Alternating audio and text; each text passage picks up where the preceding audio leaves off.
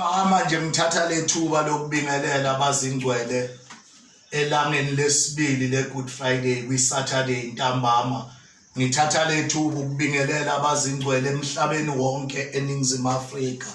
Siya nje ngokukhulu ukushesha namuhla ezwini lokugcina lezwi likaNkulunkulu lapho uJesu ekhuluma khona esiphambanweni, kodwa sisuka from verse number 6 lapho ethe khona kufeziwe. Mayeqeda ukuthi kufeziwe bayabona ukuthi ngaye kuphelile, kanti uJesu bethi kufeziwe abekuzele emhlabeni into ekuyiyo ayizele, it is finished, ukuthi azophelelisa inkolo yomuntu esiphambanweni. Uthi kuphelile engikuzele Baba, ngaqele ekuqaleni ngathi thuma mina, sengiyaripota na ukuthi it is finished. Bacabanga ukuthi kuphelile ngaye, bambone egebisa ikhanda bathi uyafa, bathi kuphelile. But uJesu ngumntwana kaNkulunkulu, uyabona ukuthi sekagebisa ikhanda bathi kuphelile. Mabesondela bezwe izwi lesikhombisa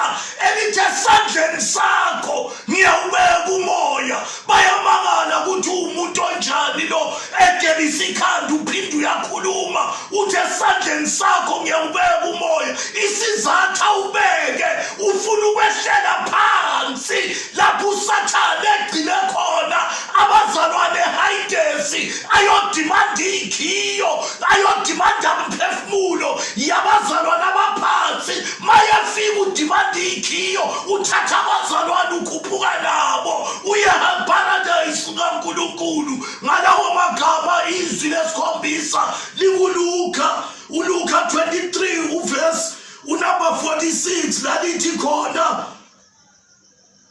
Baba ezandleni zakho ngiyawubeka umoya.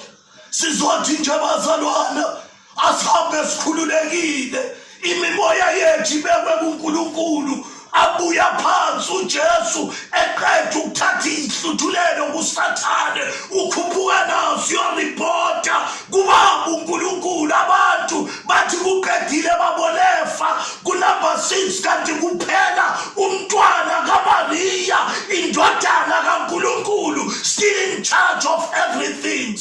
Ngalawo mazwi bazalwane sizothi nje ntambama buka noNkulunkulu engumqalisi engumphelelisa waKristu.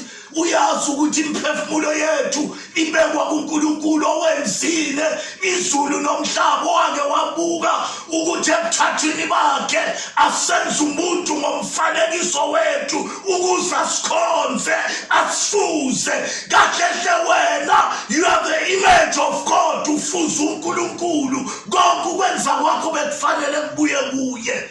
Uthi Jehova nginikezela kuwe izinto zami, imphefumulo wethu wonke esandleni sikaNkulunkulu. Ngalawo mazwi ngiyabonga bazalwane, noma izifo zingafika thina amaspirit wethu asafe kuNkulunkulu. Ngegama likaJesu waseNazaretha sengizawukhuleka abazingcwele ntambama, ngikhulekele naloyo besagivapile athi kuphelile ngaye. But today stand up and say ezandleni zakho uNkulunkulu uyakwazi ukuhlupheka kwami. Asivale namehlo Baba wethu uNkulunkulu onamusa, mqalisi nomphelelisi, siza kuwe Baba wethu, siza kuwe ney'hlupheko zethu zonke, sidla kuwe Jehova nokugula okusibambile emisimbeni, siza kuwe uNkulunkulu wokuthula. Uthezwini lakho siyohlobabayo kungasenzi lutho ngenxa yegama lakho uNkulunkulu onomusa.